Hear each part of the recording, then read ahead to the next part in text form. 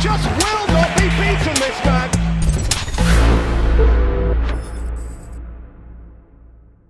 So we already touched on the rivalry on the pitch, yeah? So you said that, you know, you obviously gave a lot of stick to the supporters, some of the supporters when you score, when we won, that you got some back. But did it translate into your normal life as well? Because obviously, you know, you are the Mr. Chelsea, the captain, the legend, and of course there was always, you know, this rivalry between the clubs. So when you walk somewhere, like, did you have some bad experience with like away supporters or the supporters of a different club just because you always give them the feel like, yeah, we beat you? You know what? It wasn't too bad. I had probably 2 instances in my life, actually. And obviously being from London, like West Ham was one of them. I remember we played West Ham at Upton Park, the old stadium, many years ago. And I drove to the stadium because I was going back to my family's after the game. And as I've come out of the stadium after we won, and I've come out and I've driven down the road, and there's a famous pub there, and there's traffic. Pete, I can't move. There's like, but there's police everywhere. So I'm thinking, I'm okay. And then people start recognizing me coming out to the car. And it started off really friendly. And then all of a sudden it got a little bit violent. People trying to smash the window. And I'm looking about going, what are you going to do? Yeah, I'm not just going to sit here. I need to get out. But mate, there's hundreds of fans, right? And the police are there. They see everything. Nobody does anything. And in the end, I had to kind of go over the other side of the road and kind of make my way. But people are kind of following and stuff. But that's the only real time that I felt intimidated by. Now, I have to say, like, I don't like Spurs. When I see a Spurs supporter in the street or at a restaurant, even when I played, it was like really good friendly banter. Nothing was ever too much one way where I felt intimidated if I was with my family or friends or anything like that. So I have to say, with how intense the rivalry is in London and the Premier League, that never really spilled over. And I think that's a good thing about it as well. Do you think it's because of the English culture of football, you know, the football culture? I think the English supporters have a really good balance of the rivalries on the pitch. Anything away from that, I have to say, other than that one incident, it's been very good. When you become a captain of Chelsea, we started winning, then everybody obviously recognizes you everywhere you go. Did you sort of change a little bit the way you did things because you knew everybody's watching? Because personally, I always thought, now everybody is watching. So I don't want to do anything silly that people can use against me, especially you were the captain as well, and the England captain at some point. Yeah. So everybody knew. So how did you deal with that?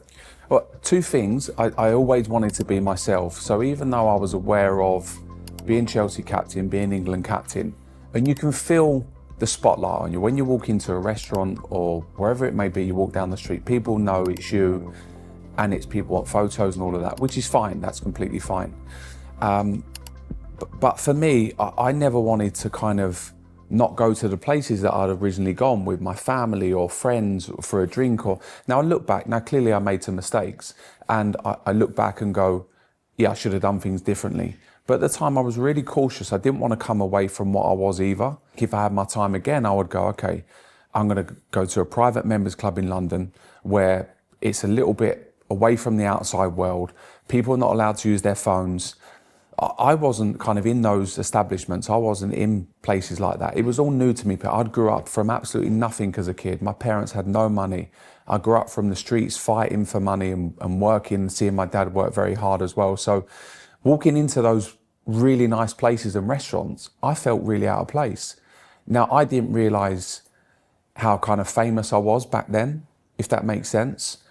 Being Chelsea and England captain is like at the top. Especially in this country where, you know, obviously football is global everywhere because, you know, you get recognized everywhere, even in the world. Yeah. And I remember, you know, going to the aqua park with the kids and then suddenly you see the people piling up in the queue and then just go, oh no, because the first one comes for the picture. I knew that the whole day in the aqua park is gone. Yeah.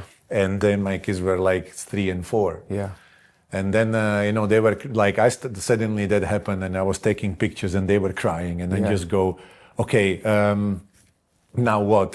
Let's Yeah, try to there's take 20 pictures. people who need But a there is picture, about 150 people coming with the kids, and you just go, okay, now you have the dilemma. Yeah. Okay, I'm trying to do the right thing, but at the same time, I'm with the family. I try to not to, sort of disappoint my own kids. How did you deal with that? Yeah, because as a professional player, you don't get much time. When you're playing Champions League football and playing in the Premier League, like we never really got a day off. We would go 6 weeks without a day off. And that's hard. So when you do get a day off and you do decide to go to the water park or to the zoo with the kids, that's your day. And like you say, there's other kids there. So it's like the first one, and then it's 20, and then it's 100 people, which for me, honestly, I've never said no to anybody. But when you've got your own kids, I had twins, so you had two kids as well. So to leave them with just your wife as well is very difficult when they're really young. You want those moments, but at the same time, you never want to disappoint the supporters or the kids as well. And the last thing you want is someone saying he's got no time for anyone. And I think probably more so because I was probably not liked in the press, I probably wanted to do that even more, wanted to stay even longer and do photos and all of that side of it, because I was trying to always fight that, you know what, I'm a nice guy. That's how I kind of felt, like I was trying to always prove myself because I was perceived in this way through the press. So for me, it was like, that's part of the job, and I would never say no. I've never said no. I had a really good example in Gianfranco Zola many years ago. Got off the bus and all the players got off before him when I was really young. And he stopped and signed everyone's autograph. And he said to me, JT, there'll be a day when people don't want your autograph or your photo. Never say no. Nowadays, probably the new generation of players, because it's the football is so global, and the media and social media and everything. Then obviously you probably get a little bit more understanding of it. Yeah, but the social media, for example, when it all started, I remember when it all started. It's like past 2010, like Twitter started, and everything started. Was it something you sort of started as well, or you were almost like, oh, I don't want to get involved and I don't want to be part of it? Yeah, well, initially when it all first came out, the Instagram and all of that was, I don't want to be part of it.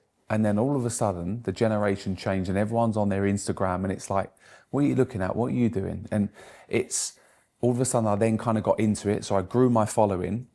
And then one day in the hotel, I was like, I'm deleting it. I'm coming off of it. Because, you get a bit of stick, and it started just at that time of going, people were commenting and this, that and the other. So I was like, I'm coming off, I'm done. And then about 2 years later, I was like, okay, I need to get back on because that's the way the world's going and stuff like that. So in terms of like profile for players now. Well, thank you for joining us. Pleasure, mate, thank you. And I wish you all the best.